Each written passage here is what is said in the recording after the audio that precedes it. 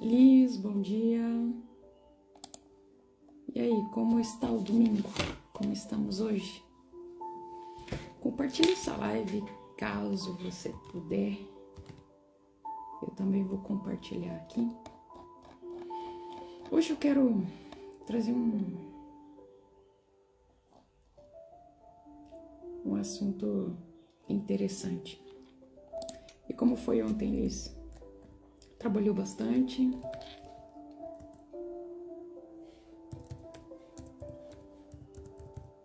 Dá só mais um tempinho para ver se o pessoal entra aqui. Dia é domingo, né? Tá todo mundo um pouquinho mais preguiçoso na cama. Mas é normal, né? O nosso corpo não sabe que hoje é domingo.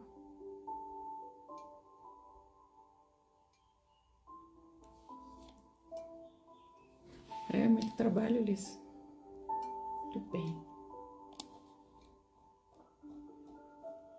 E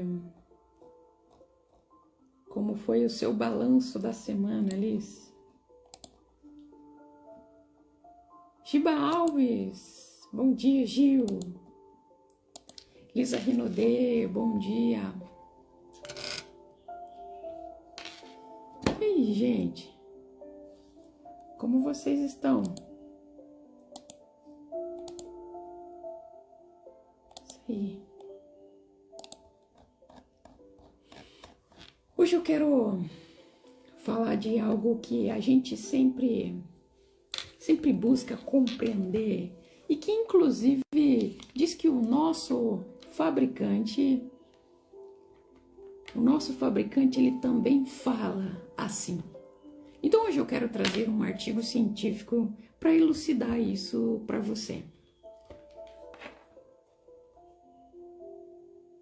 Aqui tá chovendo. Ai, tomara que refresque um pouco também, Gil. O balanço da semana da Liz foi uma definição para o balanço. Uau!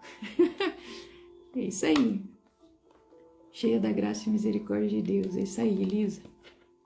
Gente, fico muito feliz. Então hoje eu quero falar a respeito de metáfora.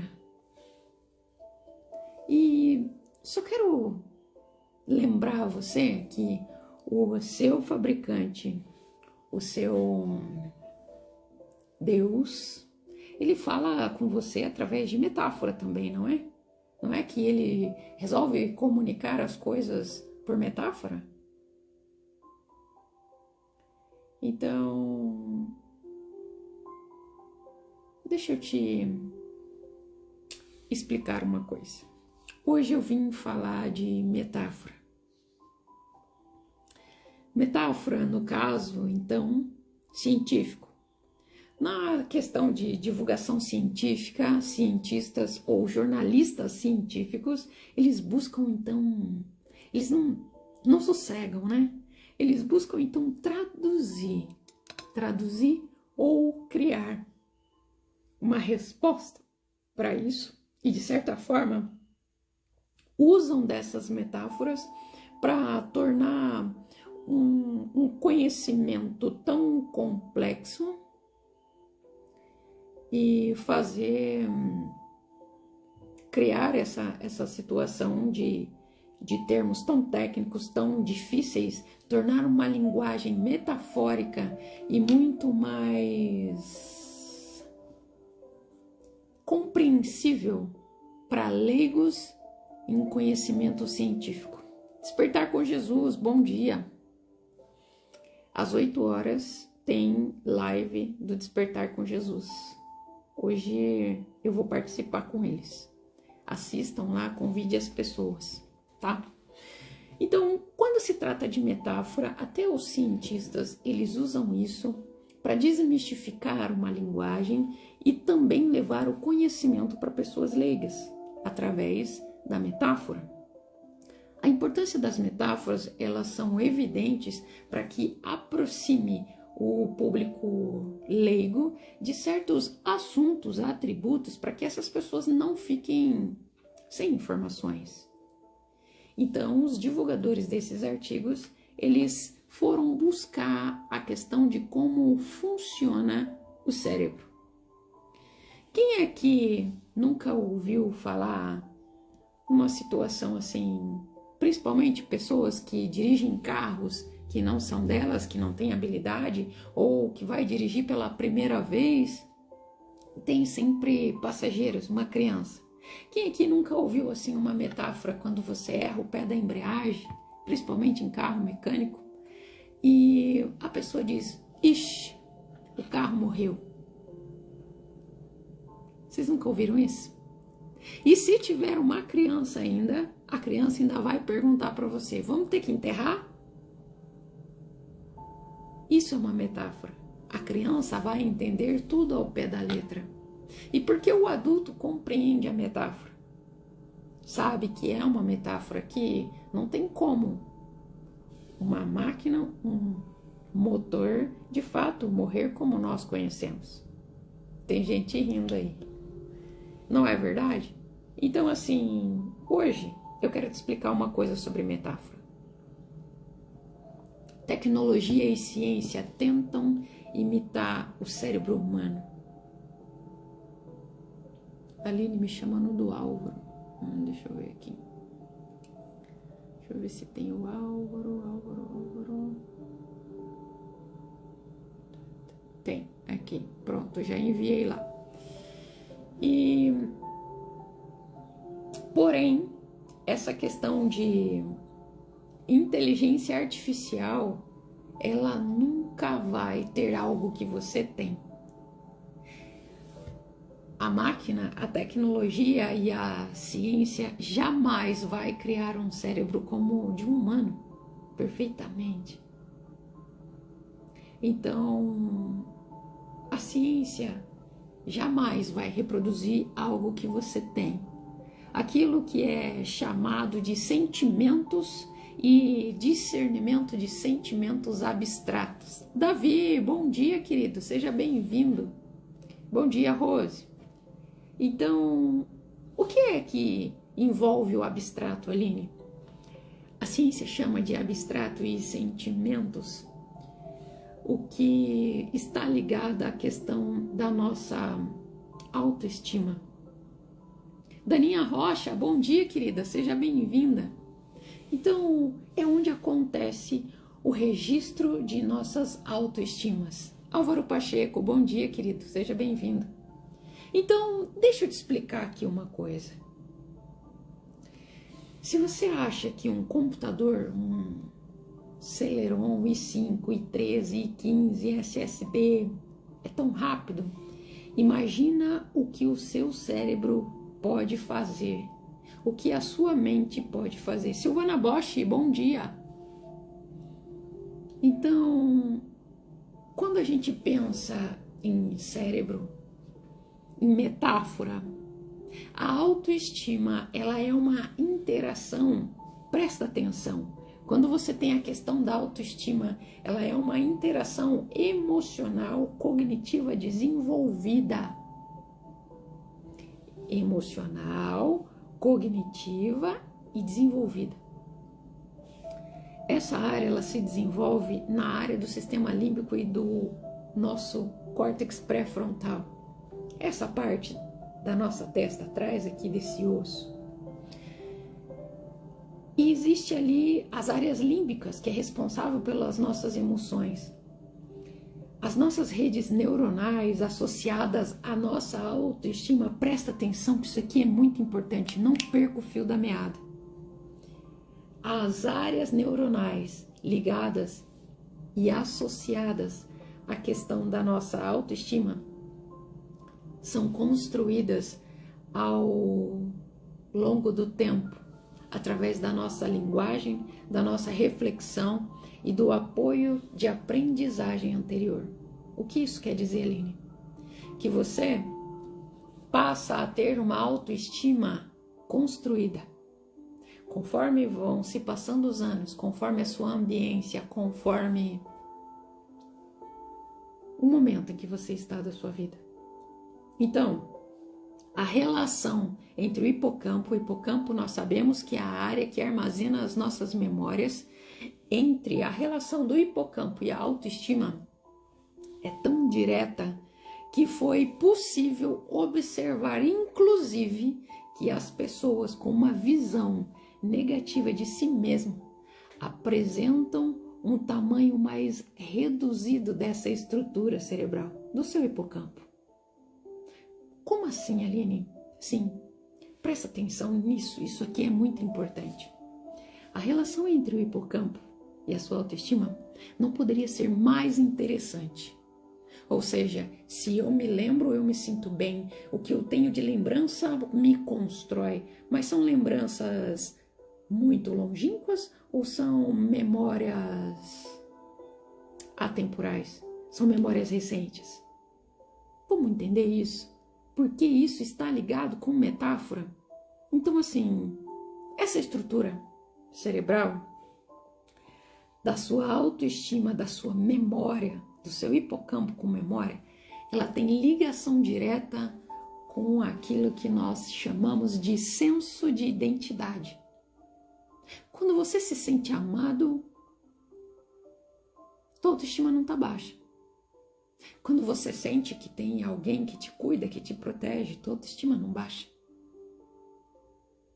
Então, quando nós sabemos que essa estrutura ela tem a ver e tem um vínculo direto com a nossa identidade, com as nossas memórias, presta atenção nisso, com as nossas memórias e as nossas narrativas internas, que nós criamos como base daquilo que vemos e falamos com nós mesmos. O que você tem conversado internamente com você? Qual é a sua conversa interna? Nossa, a gente conversa interna? Sim.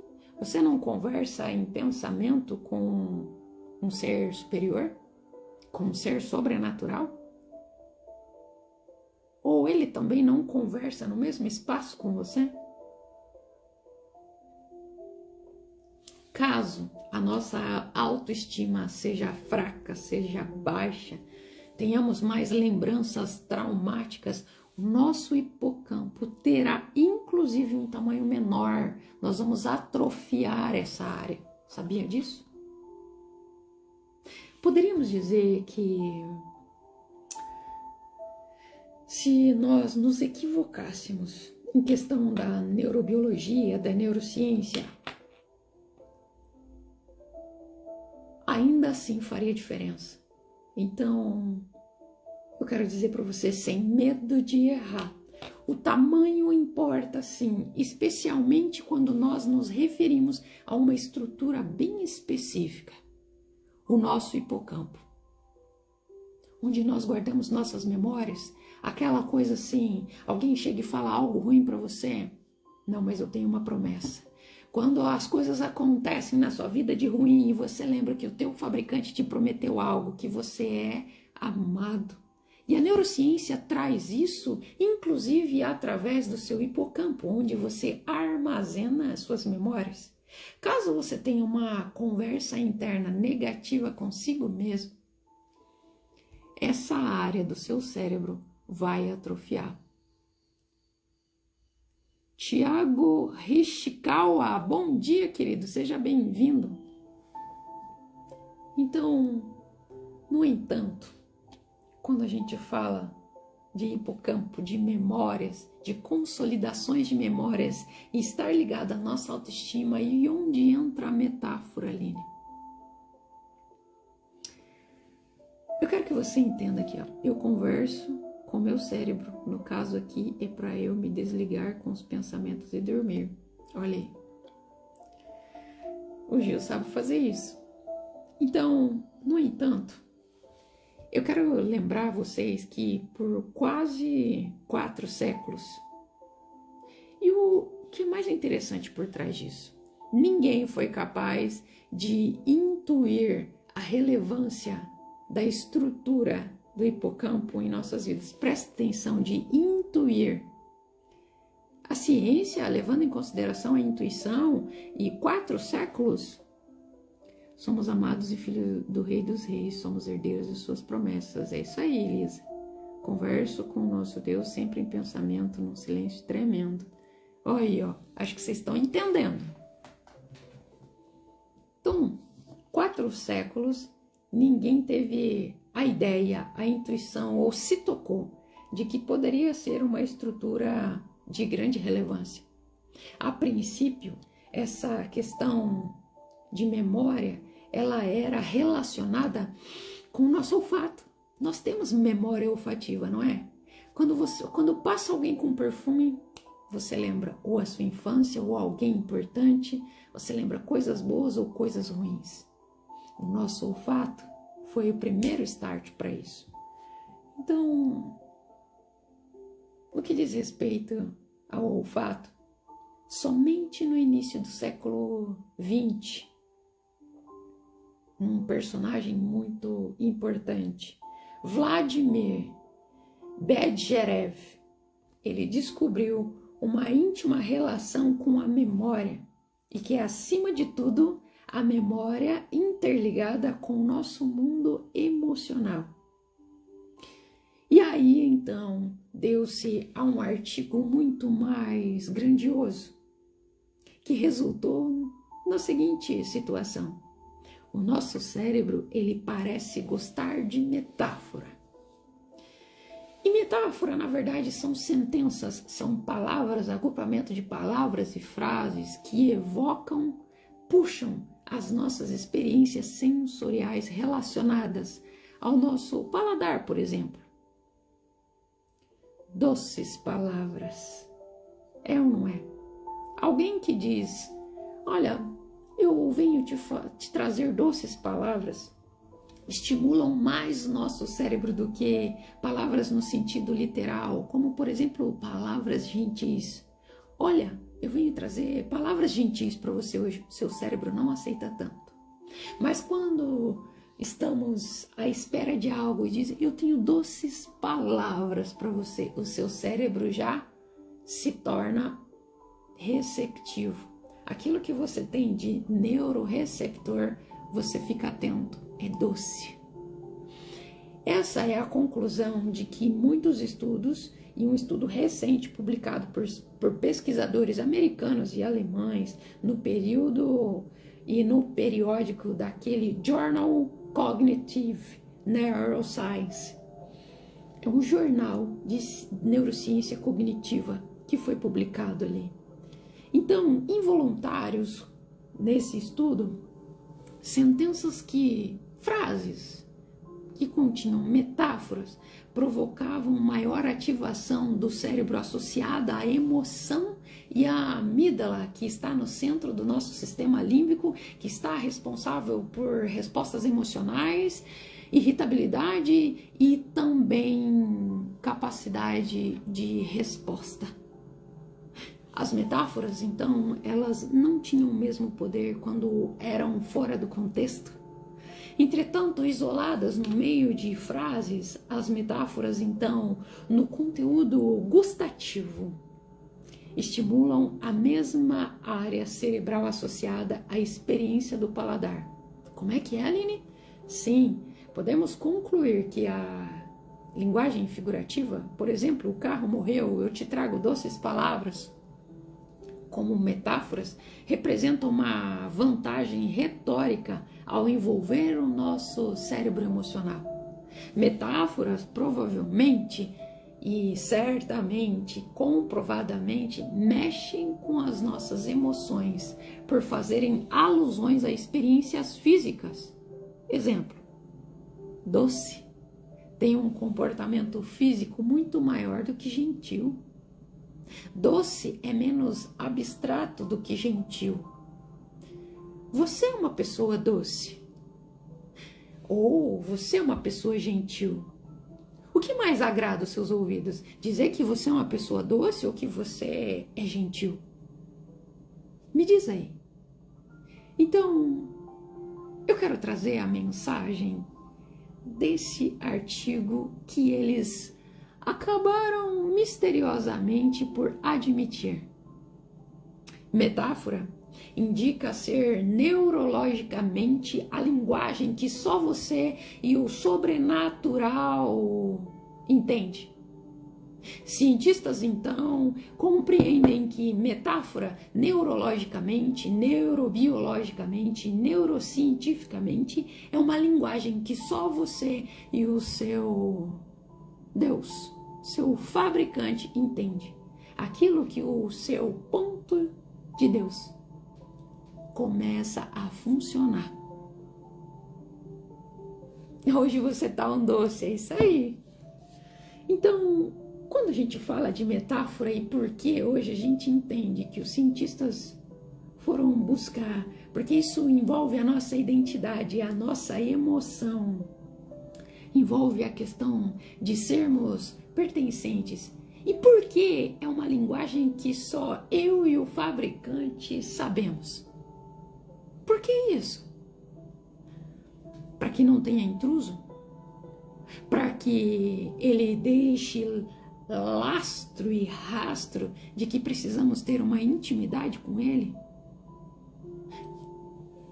Será? Só você e o seu fabricante entende. E hoje é domingo, eu gosto muito de domingo.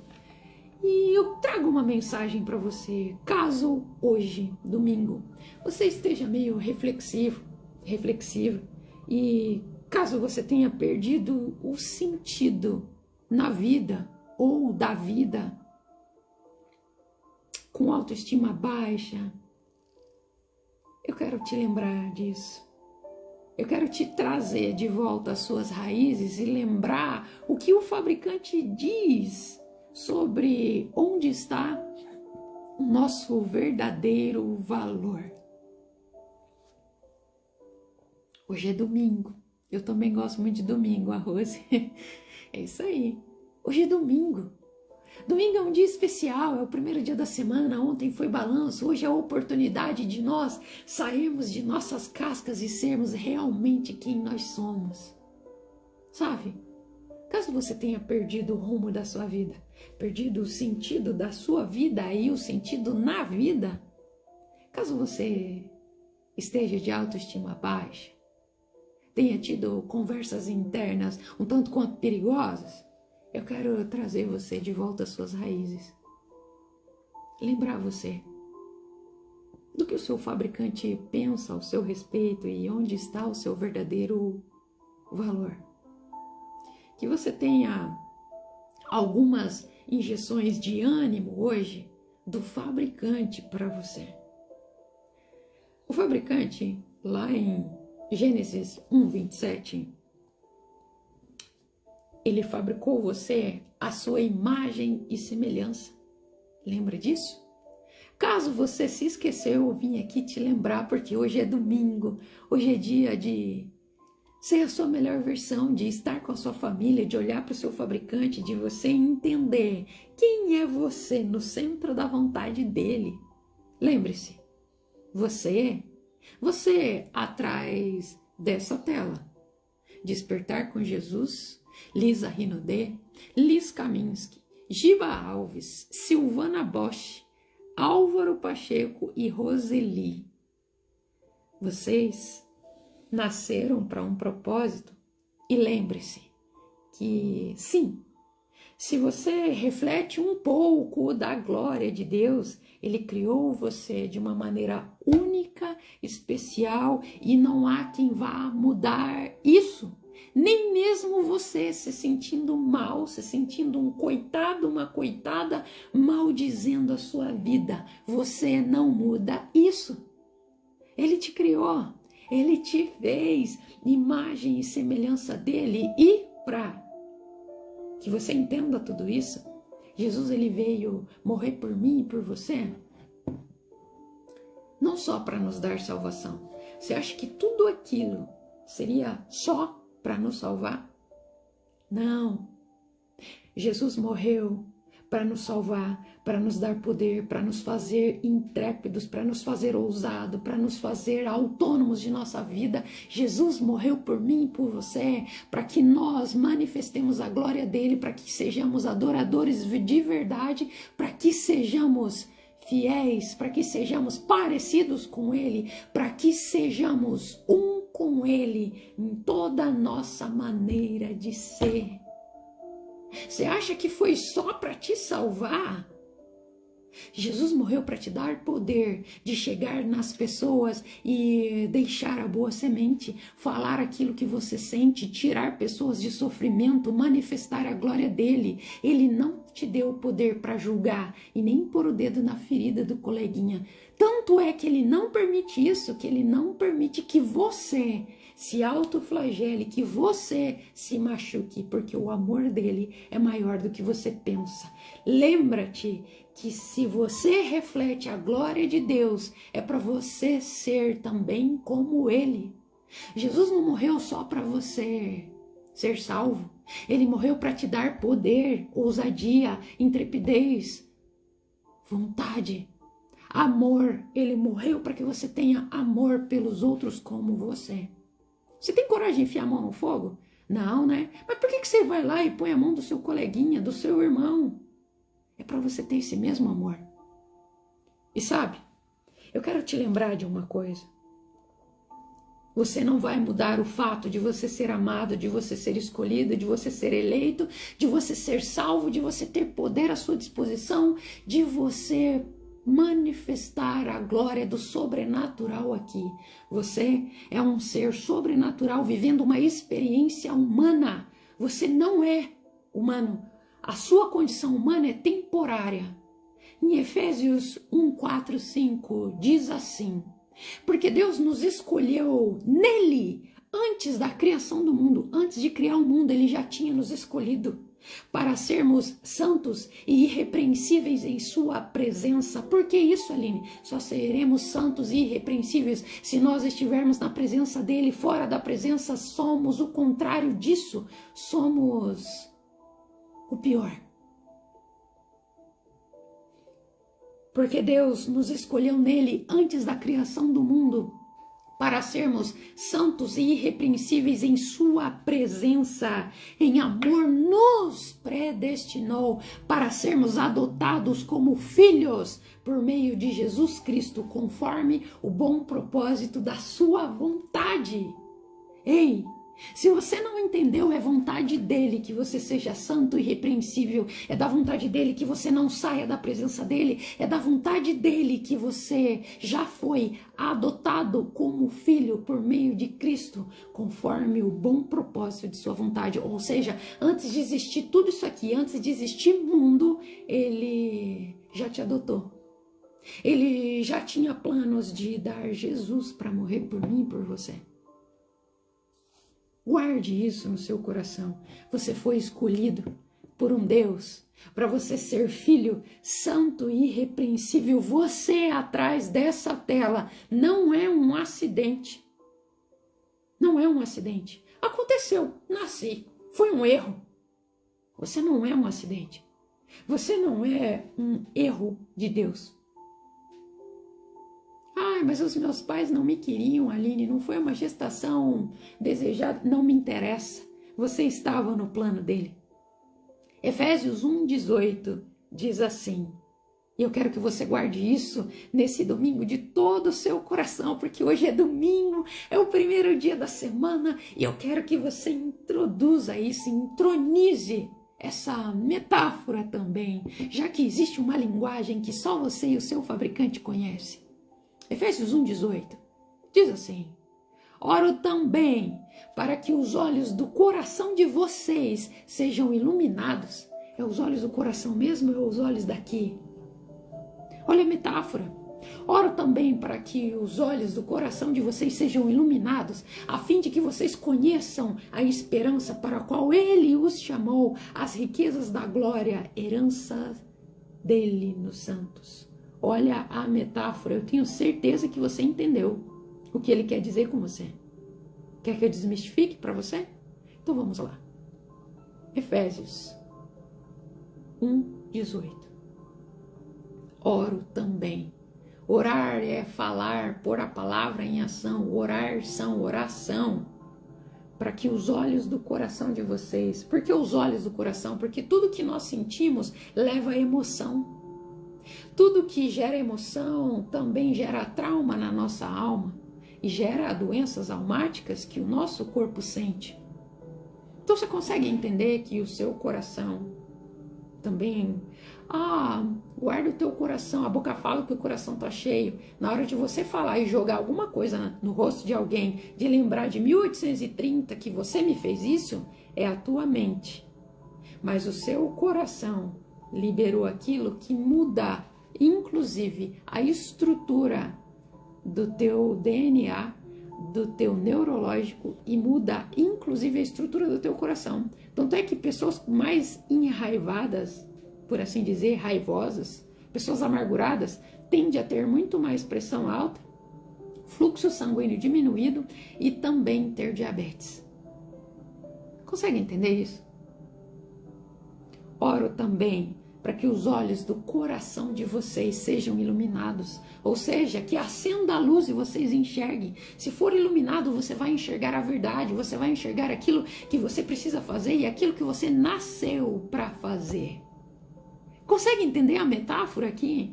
O nosso manual de fabricação, Bíblia, o livro sagrado, ele é cheio de metáforas, porque é uma linguagem que só você e o seu fabricante vai entender. Por isso, existem pessoas que falam: Aline, eu pego esse livro, eu não consigo entender. Não vai entender se você não pedir ajuda para o seu fabricante, discernimento, e ainda mais, vou mais longe, pedir para que ele se sente com você. Senhor, me ensina, me dê discernimento.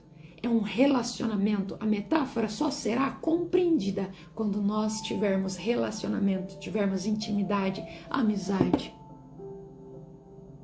Entende isso? Eu oro hoje. Hoje eu faço minhas palavras. Efésios 1:18. Eu oro para que os olhos do coração de vocês sejam iluminados, que vocês se enxerguem, que você veja o seu verdadeiro valor, que você saiba que você não é um acidente, a fim de que vocês, atrás dessa tela, conheçam a esperança para a qual vocês foram chamados, para a qual Ele vos chamou. Qual é a esperança, Aline? De levar a boa semente, a esperança de ser manifesta a glória dele através de nós, a esperança de também produzirmos prodígios, maravilhas e sinais conforme ele. Guarda um pouquinho para depois. Conforme ele diz, não entendi. Enfim, eu oro para que vocês tenham os olhos de vocês iluminados, a fim de que vocês conheçam a esperança, ou seja, a esperança para a qual Ele os chamou. Você atrás dessa tela é a esperança de muita gente angustiada. Você atrás dessa tela é a esperança de muita gente que morre de depressão, de ansiedade e morre vivo, morre aqui dentro. Morre a esperança, morre a iniciativa, morre a vontade de ser alguém, morre a vontade de expressar a glória dele, morre a vontade de viver no centro da vontade dele, na presença dele. Você é a esperança de muita gente à sua volta. Acorda, é agora, anuncie Cristo. Cristo não vai vir. Toda celebridade, ela só chega depois de anunciada. Num show, num prêmio de um Oscar, o cara, o apresentador, ele anuncia o campeão. Um presidente não assume enquanto ele não é anunciado. Um palestrante jamais vai palestrar se não for anunciado. Você que prega, que administra, que ministra o evangelho, a pregação, pode ser no culto, na missa, não faz o sermão, a pregação, se você não for anunciado. Jesus não vai vir se não for anunciado. Anuncie as boas novas. Você é a esperança de muita gente que está debaixo do mesmo teto que você, que trabalha com você. Você é a esperança de muita gente que treina com você, que faz academia com você, que faz caminhada. Você é a esperança do seu vizinho de porta. Você é a esperança da sua esposa, do seu marido, dos seus filhos. Você é a esperança do próprio Cristo manifesta em você mesmo. A esperança da qual Ele os chamou. As riquezas da glória da gloriosa esperança dele nos santos. Você consegue entender que o seu fabricante tem uma esperança gloriosa dele em você? Karen Keijank, bom dia, querida, seja bem-vinda. Então, hoje, falando em metáforas, hoje é domingo e eu gosto muito de domingo. Levanta daí, levanta de onde você está. Levanta daí e vai dominar o mundo. E não precisa ser o mundo dos outros, mas domine, sim, o seu mundo, onde você está. Sabe? Só vence amanhã quem não desiste hoje. Não desiste hoje.